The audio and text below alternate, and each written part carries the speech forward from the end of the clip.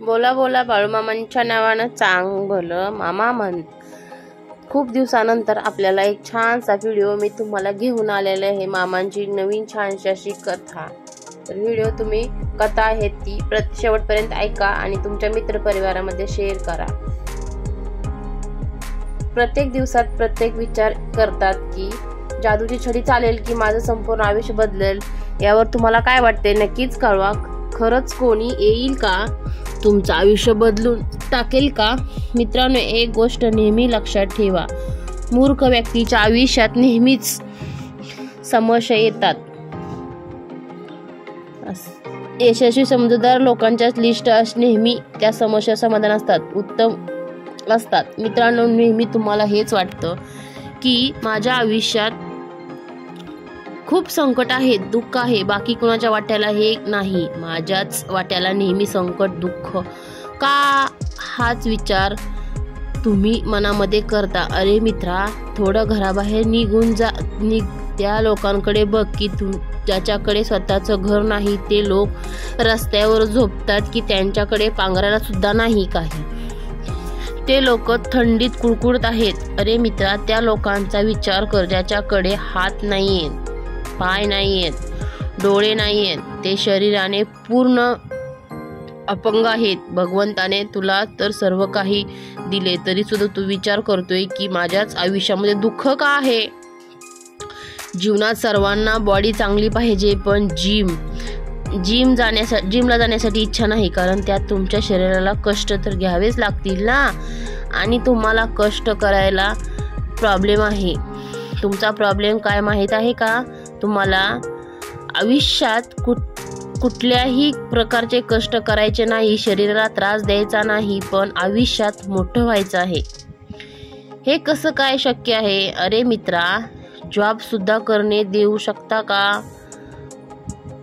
कारण लहानपणी त्यांच्या आईवडिलांनी त्याला दुसऱ्याकडे पुन्हा एकदा नेऊन टाकलं होतं, पण त्याने कुठलंही कारण दिलं नाही आणि त्यांच्या जीवनातून तो पुढे जात राहिला.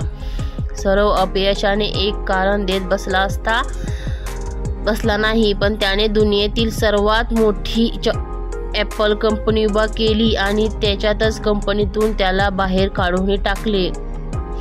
पण तो थांबला नाही, त्यापेक्षाही नेहमी पुढे जात राहिला आणि त्याच वेळी त्यांनी एक नवीन कंपनी उभा केली. खरं तर तोही कारणे देऊ शकला असता. कॅन्सर सारख्या आजाराने त्रस्त असूनही पुढे जात राहिला. तोही म्हणला असता की यार, मी कॅन्सर रोगाने त्रस्त आहे आणि मी काहीच करू शकत नाही. तो न थांबता नेहमी प्रगतीच्या दिशेने पुढे जात राहिला आणि ॲपल सारख्या कंपनीला या दुनियेत सर्वात मोठी कंपनी असं एक प्रचंड मोठं श्रेष्ठ नाव मोठं बनवून दिलं. म्हणून मामा म्हणतात, माझ्या बाळा, एक गोष्ट नेहमी लक्षात ठेव. संकट प्रत्येक व्यक्तीच्या आयुष्यात असतात, पण जो व्यक्ती संकटांना पराभूत करतो, संकटाशी सामना करतो आणि पुन्हा एकदा आयुष्यात पुढे जातो, मनापासून आनंदाने तयारी करतो, अशा व्यक्तीच्या आयुष्यात कधीही संकट येत नाहीत.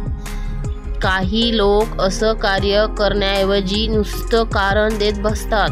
मग अशा लोकांच्या आयुष्यात नेहमी संकट येतात. म्हणून मामा म्हणतात, मूर्ख व्यक्तीच्या आयुष्यात नेहमी संकट असतात. अरे बाळा, आता तू स्वतःला विचार की तुला संकटांना दुःखाच्या सामोरे जायचं की हार मानून बसायचं, कारणे द्यायची. आयुष्यामध्ये हार मानून शांत बसणाऱ्या लोकांना ही दुनिया विचारत नाही, ज्यांना कोणी इज्जत देत नाही. एकटा रेसमध्ये धावण्यापेक्षा 1000 लोकांच्या रेसमध्ये धावा आणि या रेसमध्ये तुम्ही हारलात तर तुम्हाला तुमची अवकात तरी समजेल.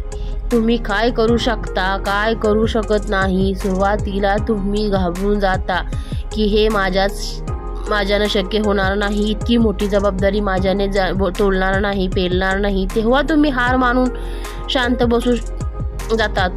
पण एक गोष्ट लक्षात ठेवा, संकट हे प्रत्येक व्यक्तीच्या आयुष्यात असतात, पण जो व्यक्ती जिंकतो, संकटाशी लढतो, पुन्हा एकदा जोशाने तयारी करतो, नाही तर कारणे देणारे नेहमीच कारण देता राहतात.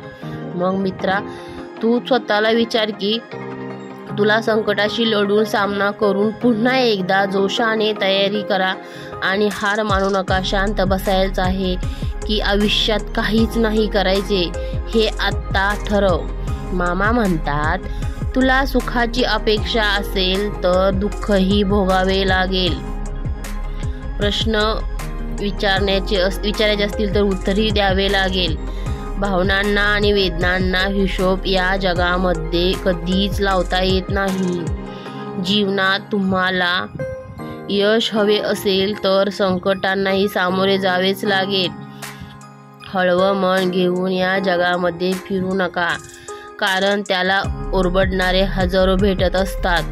मामा म्हणतात, थोडंसं व्यावहारिक राहायला शिका, कारण आपल्या भावनांचा खून करून काही लोक असुरी मजा लुटतात. समुद्र हा सर्वांसाठी सारखाच असतो, पण त्यातून काही लोक मासे घेतात, तर काही लोक त्यातून मोती घेतात, तर काही जण त्यात आपले पाय ओले करतात.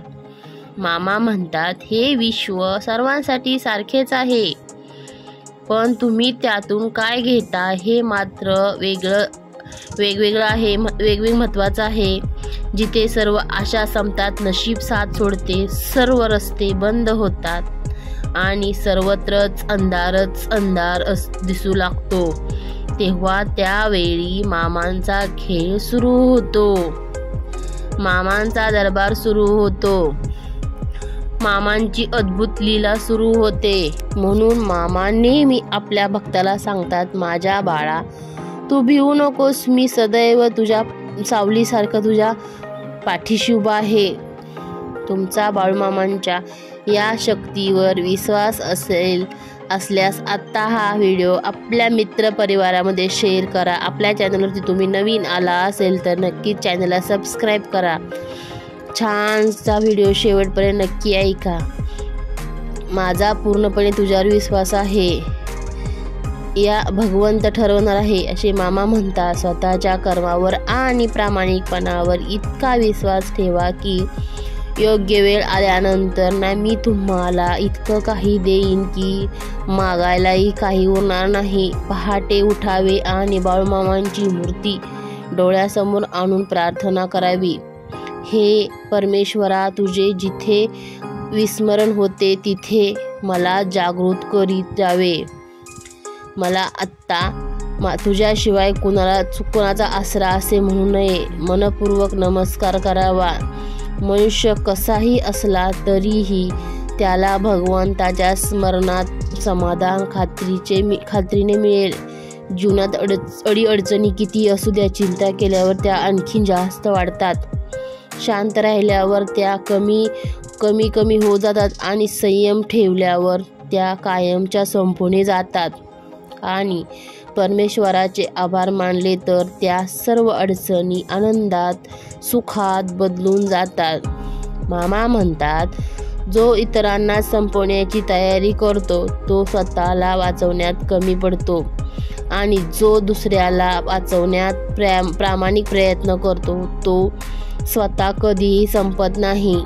माणसाला दुसऱ्याची वाट लावता स्वतःची कधी लागते ते कळत सुद्धा नाही, आणि हीच नियती आहे. बाळूमामांचा हा संदेश शेवटपर्यंत पाहिल्याबद्दल, ऐकल्याबद्दल तुमचं मनापासून आभार. बोला बाळूमामांच्या नावानं चांग भलं, हालसिद्धनाथांच्या नावानं चांग भलं. खूप छान संदेश होता. तुम्ही शेवटपर्यंत ऐकल्याबद्दल तुमचं मनापासून आभार. मामांची अद्भुत लीला आहे. खूप भारी संदेश आहेत मामांचे. तुम्ही शेवटपर्यंत नेहमी ऐकत जा, जेणेकरून तुम्हाला सुद्धा मामांचा आशीर्वाद नक्कीच भेटेल. श्री सद्गुरू संत बाळूमामा यांचं मंदिर आदमापूर येथे आहे. खूप छान आहे. कधी योग आला तर नक्कीच आदमापूरला जाऊन भेटा. नाहीतर आजकाल प्रत्येक गावोगावी मंदिर झालेलं आहे, तिथे सुद्धा तुम्ही जाऊन दर्शन घेऊ शकता. तर चला आपण छानशा कथेमध्ये मामांच्या पुन्हा एकदा आपण भेटू. तोपर्यंत सर्वांना बोला बाळूमामांच्या नावानं चांग भलं, मेंढी माऊलीच्या नावानं चांग भलं.